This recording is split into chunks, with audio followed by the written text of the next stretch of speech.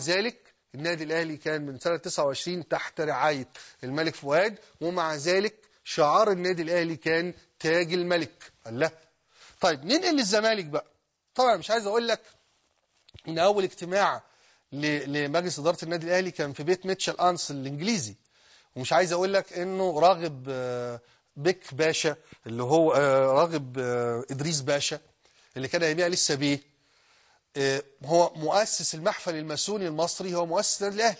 الماسونية اللي احنا طول الوقت نقول انها اليهودية التي تتحكم في العالم وتدير مش عارف ايه، والاختراق للمصريين، وكان اليهود والماسون والماسونية. مؤسس النادي الأهلي، أحد مؤسسي النادي الأهلي الكبار قوي، راغب إدريس باشا، كان مؤسس الماسونية في مصر، أو واحد من أهم علامات الماسونيين والماسونية في مصر. فينفع ساعتها نقول النادي الأهلي نادي زرعته الماسونية ونادي ماسوني قائم على الأسرار الخفية والمش عارف إيه؟ صحيح أنا أحيانا بعتبر أنه الراجل ده غرس في النادي الأهلي، يجي يقول لك النادي الأهلي ما بيطلعش أسراره بره، والنادي الأهلي مش عارف يكتم أسراره، بعكس نادي الزمالك اللي بيفضح نفسه. برجع ده لنشأة النادي الأهلي شوية فعلا، لأنه راغب إدريس باشا لعب كبير في دور في الأهلي، لأنه فضل من سنة 1907 لغاية بنتكلم في الثلاثينات هو عمل 23 محفل ماسوني في مصر. فالسرية والتكتم جزء من عالم الماسونية اللي ربما عمل قواعده وقوانينه راغب إدريس باشا في النادي الأهلي ومجلس إدارة النادي الأهلي. نرجع للزمالك بقى. هل ده نادي الزمالك نادي الخيانة والعملاء؟ أولا، هل نادي الزمالك نادي الإنجليز؟ يا جماعة، اللي أسس نادي الزمالك هم المستشارين والقضاة والموظفين في المحاكم المختلطة.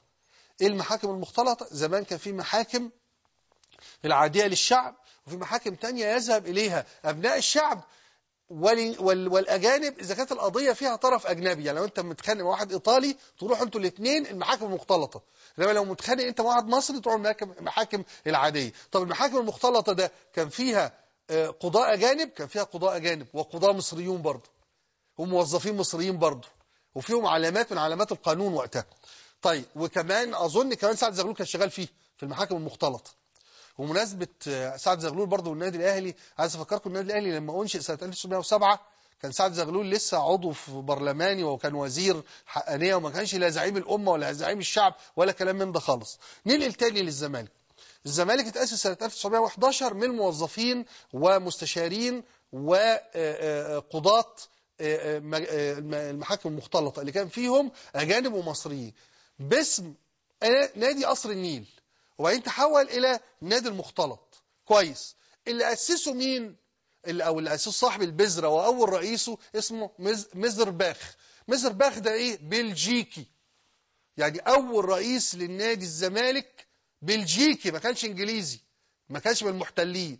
اللي كان أول رئيس للأهلي إنجليزي من المحتلين. يعني شوف المشهد يعني. ثم إنه الأجانب يا جماعة زمان، الأجانب مش الإنجليز بقى، الإنجليز المحتلين، الأجانب زمان اللي هم اليونان واليونانيين والإيطاليين وكل الجنسيات الأرض جت في مصر. طب إيه رأيك؟ أنت عارف إن ستيفانو روستي إيطالي؟ ستيفان روستي بتاع نشنت يا فالح، بتاع تسمحي لي بالرقصة دي؟ فقالت له اتفضل يا حبيبي ارقص. قال لها طب دقيقة واحدة اتحزم واجيلك. ستيفان روستي ده بتاع اتحزم واجيلك، هو مصري في الثقافة والدم، ده إيطالي. ينفع تقول إن الأجانب وقتها كانوا أجانب بالمعنى ده؟ فيهم أجانب كتير قوي بمعنى ستيفان روستي، متمصرين يعني. ومصر كانت بلد منفتحة مع الثقافات الأخرى، في احتلال وإنجليزي، إنما في مجتمع آخر، في تفاعل شديد جدا. اسكندرية كان 70% من سكانها يونانيين. إذن رئيس نادي الزمالك الأول المؤسس كان بلجيكي مش إنجليزي. جت منين بقى الإنجليز؟ نادي المختلط. هل معناه إنه ما كانش فيه مصريين؟ يا جماعة اسمه المختلط، يعني أجانب ومصريين. ومشوا أول رئيس، طردوا المدير الأجنبي له لنادي الزمالك سنة قبل قيام ثورة 19، قبل 1919 بشكل مبكر جدا. وعملوا انتخابات. نادي الزمالك انتهى إلى أنه يبقى رئيسه هو الرئيس دكتور محمد بدر، رئيس نادي الزمالك المصري الأول. لاحظ أن الزمالك مؤسس بعد 4 سنين من الأهلي سنة 1911. طيب بقى اسمه نادي فاروق اللي هو الملك فاروق. ما التاني الأهلي كان شعاره مكتوب كده تحت رعاية الملك فؤاد. وكان شعاره تاج الملك، ده اسمه نادي فاروق. نادي فاروق طبعا الواقعة الشهيرة بتاع ان الملك فاروق كان وقتها ولي العهد، وراح اتفرج على ماتش في الزمالك فاز على الاهلي 6-0. يلا الزمالكاويه يفرحوا، فازوا مره في حياتهم 6-0 على الاهلي. فطبعا لانه اي حاجه بتنسب للملك فقال لك بس فاروق هنا هو الفريق الفايز يبقى هو نادي فاروق. وبقى نادي فاروق. فاروق اياميها كان اسمه الامير المحبوب، وكان ملك شعبي جميل جدا ومحب للناس والناس بتحبه ومأملة فيه جامد.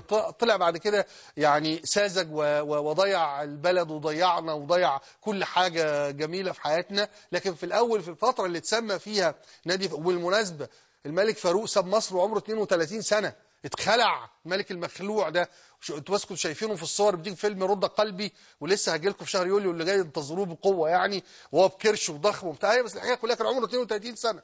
فخرج وخلع من الملكيه وعمره 32 سنه، فكان لسه عيل صغير قوي في ايام النادي فاروق ده. ثم تحول الى نادي الزمالك، وكلمه الزمالك دي كلمه تركيه معناها المعسكرات. فين الخونه والعماله واولاد الكلب اللي في نادي الزمالك بقى؟ شاوروا لنا فين مزبله التاريخ في الموضوع ده؟ وفين الوطنيه الرائعه الفظيعه المشرقه؟ تحس ان مثلا النادي الاهلي ولا عمل ثوره 19 وثوره يوليو وثوره التصحيح والثوره الاداريه والثوره الخضراء. يعني بالراحه شويه على تجهيل الناس وتعبئتهم بمجموعه هائله من الاكاذيب والافكار الخرافيه. والنهايه ان احنا بقى عندنا الاف من الشباب المصري طالع بيتهم مصريين بالخيانه وبيقول عليهم مزبله التاريخ وانديه الانجليز، وفي نفس الوقت يسمح لنفسه انه يبقى منهجه ومنهج تخوين الاخرين.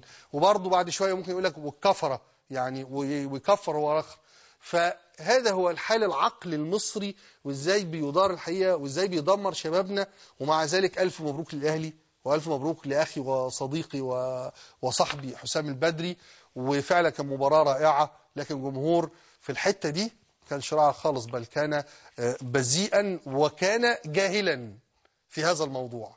وأتمنى أنه العلم يغلب التعصب، لأن كمان ما ينفعش عشان أنت تهزم الزمالك يبقى ذاك لازم يبقى خاين ولازم يبقى عميل ولازم يبقى يا عم في إيه لما يكون الزمالك حاجة كويسة أوي أنت بتهزمه. وبعدين يا أخي هو في توم من غير جيري؟ طب أنت يعني في دنيا تمشي كده؟ في دنيا فريد شوقي من غير محمود المليجي؟ طب مش في فيلم أي فيلم يعني في فريد شوقي ينفع من غير محمود المليجي؟ ينفع من غير زكي رستم؟ ما هو لازم يبقى انت لازم تحافظ على خصمك عشان الحياه تمشي وتتوازن. ده نوع من التوازن البيئي زي الاكسجين والهيدروجين وثاني اكسيد الكربون. ثاني اكسيد الكربون ده الاسماعيلي. هنخرج